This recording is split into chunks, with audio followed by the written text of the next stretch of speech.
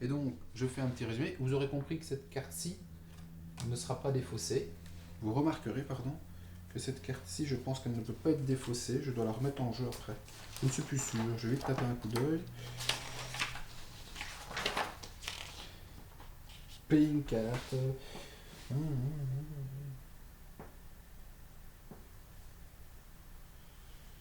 Pour replay le scénario, je vais prendre une collection d'art.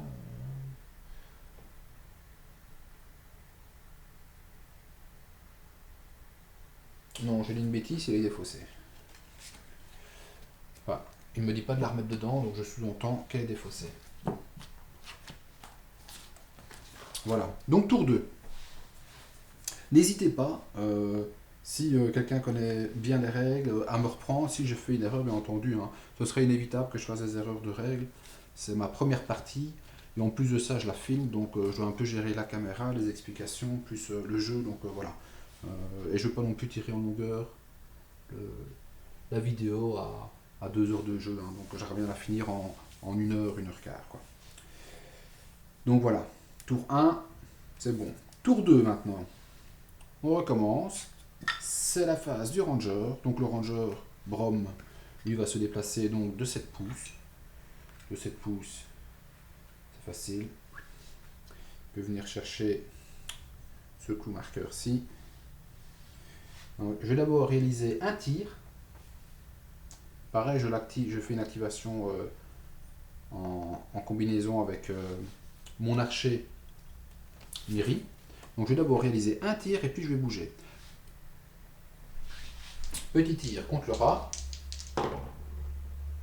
Ah ben je fais un 20 qui est 12, donc quoi qu'il arrive il sera mort. Parce que c'est un 20 plus 2 parce que j'ai 2 en tir, ça me fait 22, moins son armure au rat le rat a une armure de 6, donc voilà. Il est décédé. Voilà. Et alors je bouge en contact du coup marqueur. Enfin du marqueur objectif.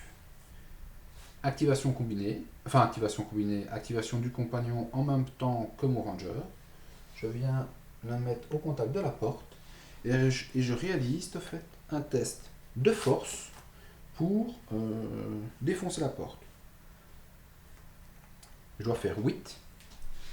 Je suis à du plus 2, donc je dois faire un minimum de 6 plus. Je fais 18. Ça veut dire que le marqueur objectif est au contact de Miri. Je regarde une fois ça ici. Ouais, donc là, non, je suis tranquille. La phase des créatures. Je vais activer donc les créatures en premier, en commençant par ceux qui ont des points de vie.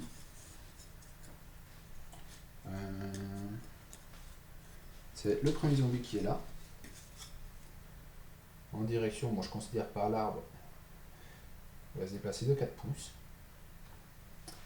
Alors là, je vais vérifier si le zombie ne force pas le dégât, force pas le combat. Qu'est-ce qu'on appelle forcer le combat? Donc là, c'est le cas, en fait, il va forcer le combat. Qu'est-ce qu'on appelle forcer le combat? En fait, quand une créature arrive à moins d'1 pouce d'un compagnon ou d'un ranger, en fait, ce moins d'1 pouce, il va se mettre au contact parce qu'en fait, il va forcer le combat, il va se mettre directement au combat. Donc ça veut dire que même si la vitesse de déplacement est de 4 pour le zombie, il a une capacité d'engagement à 5 pouces parce qu'il va devoir forcer le combat s'il se retrouve à 1 pouce ou moins du compagnon. Enfin, ici oh là là, j'ai un problème avec les noms, hein, de Tola. Lui, je vais réaliser donc directement le combat. Donc, notre ami Tola a un combat à plus 0, c'est génial. Et par contre, elle a un bâton. Le bâton va donner moins 1 en dégâts pour moi, et aussi moins 1 en dégâts pour le zombie. Ça va permettre de rester un peu plus en vie. C'est vraiment ah bah c'est génial ça. Ça fait 14 pour le zombie et 18 pour moi. De mes 18 que j'ai réussi, je vais retirer l'armure du zombie de 12. Ça fait donc 6. Moins 1, parce que c'est un ballon. Ça fait donc 5. Étant donné qu'il n'a que 6 points de vie, il lui restera donc un point de vie. Je lui mets un petit dé pour me rappeler. Le deuxième, c'est celui-ci. C'est parti pour le deuxième combat, de la même façon. Alors, Azura, il a plus en combat. Je fais 12. Enfin, donc Azura fait 12. Et la créature fait 7. Donc c'est bien, pour le moment, je gagne tout. Ça me fait 12, plus mes 2 en combat. Ça fait 14. Je retire l'armure du zombie, qui est de 12. Ça fait 2 dégâts. Et c'est tout. Je ne fais donc que 2 dégâts.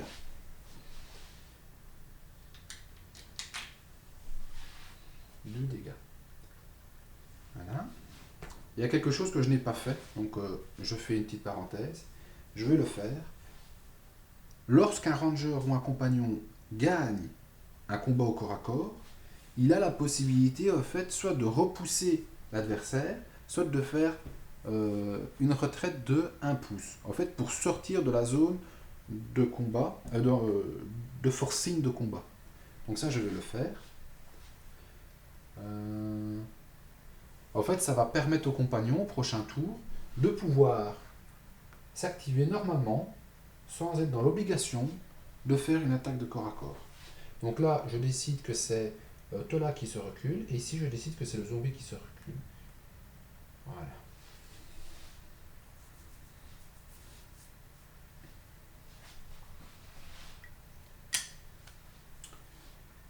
C'est bon. Dernier zombie. Il va se déplacer en direction du plus proche qui est Brom. Hop, de 4 pouces. Et voilà, maintenant, phase créature terminée. On se retrouve avec la phase des compagnons. Donc, j'ai 2 compagnons qui peuvent être encore activés. Ici et ici, donc Tola et Azura. Eh bien, c'est simple. Azura va se déplacer donc jusqu'à maximum 7 pouces, mais pour être en contact avec le marqueur objectif. Il restera dans la portée d'engagement du zombie. Et elle va faire moins 1 dégât. Et notre copine ici, Tola, elle, va se déplacer déjà vers...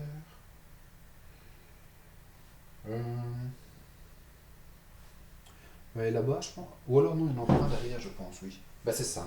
Elle va faire un déplacement de 4 pouces. Alors, je vais regarder si je peux passer à côté du zombie. Non, je ne peux pas me déplacer à côté du zombie. Donc, je vais d'abord faire un tir pour essayer d'allumer le zombie, lui enlever son dernier point de vie. Est-ce que je peux le faire avec elle? Non, je ne peux pas le faire. Donc, en fait, c'est l'inverse que je vais faire. En plus, je dis une bêtise. Il s'est mis là, Azura, mais il n'a pas attaqué. Donc, je vais quand même attaquer avec Azura et je vais attaquer notre zombie ici avant. Je pense, je ne sais plus ce que j'ai fait là maintenant. Je suis parti dans tous les sens. Mais je pense pas avoir attaqué avec Azura, donc je vais le faire. Alors, c'est parti. Azura fait 8 et le zombie fait 5. Donc ça veut dire que je gagne quand même.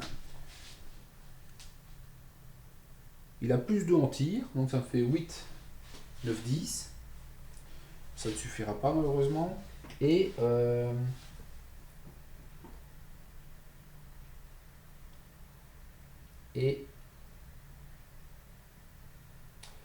c'est tout. Je ne sais faire que ça. Donc ça ne suffira pas. J'ai réussi le combat, j'ai réussi mon attaque, mais elle n'affiche pas de dégâts. Donc tant pis. Bah alors j'ai été idiot parce que malheureusement, je suis obligé de revenir au corps à corps avec le dernier zombie et de faire une attaque au fait au corps à corps, tout simplement parce que je lui ai mis j'avais la possibilité de lui mettre soit un arc, soit un bâton. J'ai décidé de lui mettre un bâton pour la garder en vie avec son moins 1 dégât que produisait le bâton. Et malheureusement, ben voilà. Du coup, c'est parti. Combat plus 0 pour les deux. Le zombie fait 8. et Tola fait 5. Donc ça veut dire que Tola a perdu. Je prends les 8 du zombie, je rajoute son combat qui est de 0, ça fait toujours 8, moins mon armure qui est de 10, rien ne se passe. Voilà pour la phase des compagnons. Maintenant, la dernière phase qui est le tirage de la phase événement. Je fais le numéro 9, il faut le rapprocher. C'est la carte que je vous ai montré justement tantôt. Voilà. Et le 9 me dit quoi?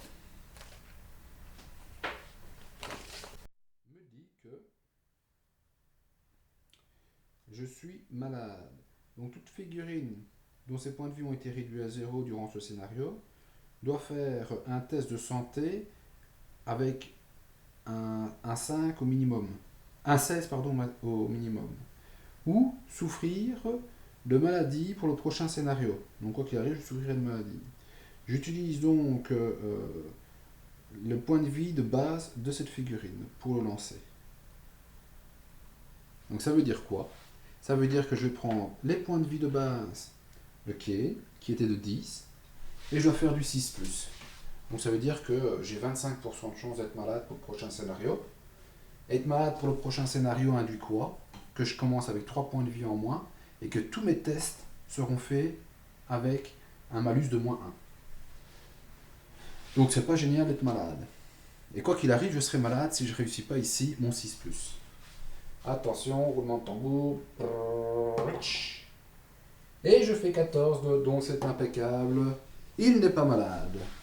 Donc ça, c'est une bonne chose, entre guillemets. Même si je devrais voir... J'ai une deuxième chance après de tomber malade. Hein, parce qu'en fin de scénario, je devrais lancer un dé pour savoir ce qui se passe. Je peux même mourir. Donc voilà. Là, on ne sait pas trop ce qui s'est passé. Donc voilà, le tour 2 est terminé. Maintenant, on va donc regarder ce qui se passe avec les marqueurs objectifs qui sont au contact de mes personnages. Donc j'ai 3 marqueurs objectifs, j'en ai un là. Hein, je vais vous les montrer, ce sera plus simple. J'en ai un ici, avec Brom. J'en ai un ici. Oh là là, ça tangue, ça tangue, ça tangue. Et j'en ai un ici. Donc Azura, Miri. Désolé, je crois que c'est pas facile de faire ça. Je crois que ça va donner le mal de mer à certains. Et Brom. Alors, je vais donc commencer par le Ranger. Et je vais lancer un des 20. Je vais regarder après ce qui se passe dans les marqueurs objectifs, dans la table des marqueurs objectifs. Alors il me dit quoi? J'ai un petit mémo avant. Les marqueurs objectifs de ce scénario sont marqueurs dans la maison. Sont coup marqueur. Okay. Durant la phase d'événement, chaque tour, le joueur doit tirer une carte événement. Ouais. Durant chaque tour, ouais. Durant le scénario et après.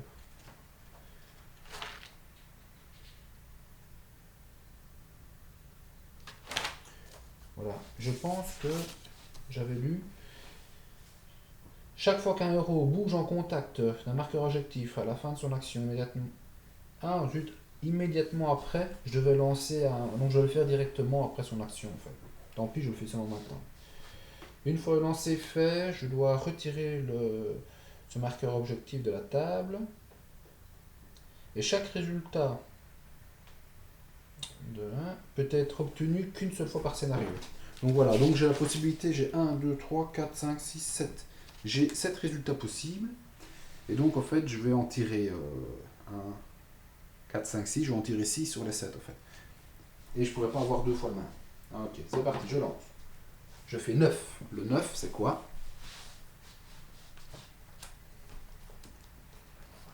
Le 9, c'est étrange. Trappe. Vous découvrez un vieux piège. Faites immédiatement un jet pour le piège pour voir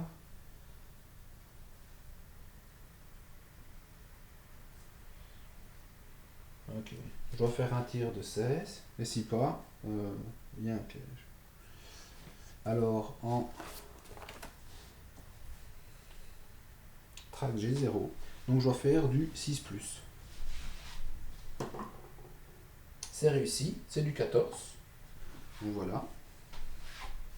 Par contre, si j'avais échoué, je sais pas ce que j'aurais dû faire. Donc, les réussis, je vais les mettre là. Clac. Pour le 9. Le deuxième avec mairie, c'est 11. 11.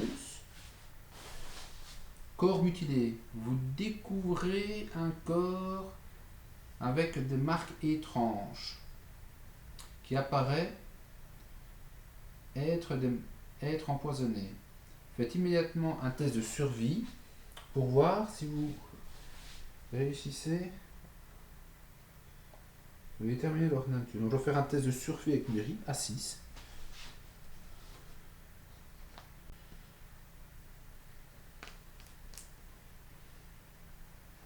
Si j'arrive à voir leur nature. Et si je rate, en fait, je suis empoisonné, je suppose.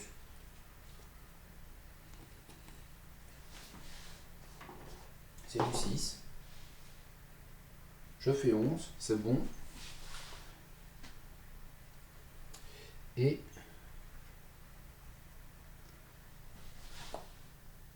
voilà. Et le troisième, le dernier,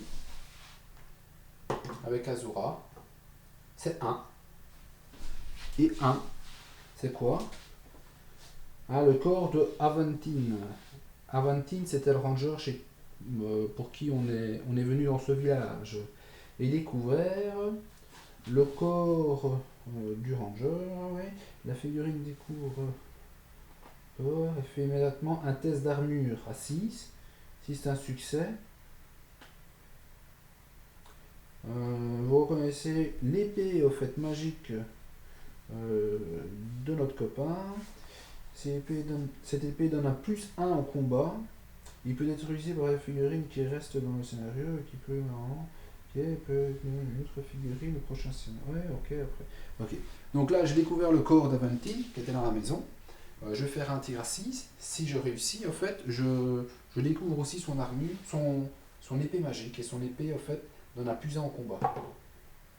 Donc je fais un 20. Génial. Je fais un 20.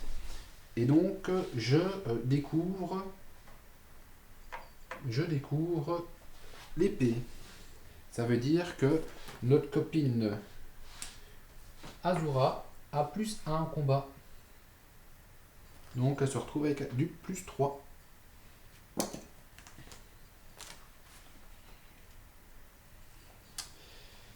Et voilà. Fin du tour maintenant.